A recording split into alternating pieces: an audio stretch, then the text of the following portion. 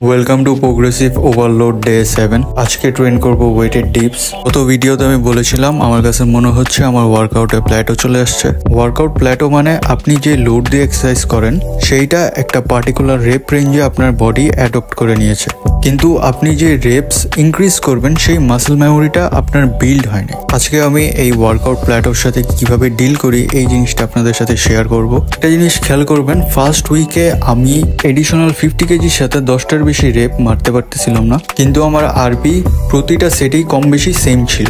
এর মানে আমার স্ট্রেংথ আছে সেই পার্টিকুলার রেপ রেঞ্জের জন্য, কিন্তু মাসেল মেমোরি নেই। তাই আজকে আমি ওয়ার্ম আপ করে ওয়েটেড ডিপসে আরো 5 কেজি অ্যাড করব। এতে আমার স্ট্রেংথ বাড়বে আর ডে বাই ডে আমার মাসেল মেমোরি ক্রিয়েট হবে। তখন আমার আরপিও বাড়বে, রেপসও বাড়বে আর কন্ট্রোল আগের থেকে বেটার হবে। তো আজকে 2 সেট করলাম 55 কেজিতেই, দোনো সেটই রেপস আসছে 60টা। আমি বেসিক্যালি এইভাবেই প্র্যাকটিস করি, বাকি এক একজনের এক এক রকম ফরম্যাট থাকতে পারে। বাকি স্ট্রেংথগুলো ইউটিলাইজ করার জন্য পুশ আপসের 2 সেট টিল ফেলিয়ার।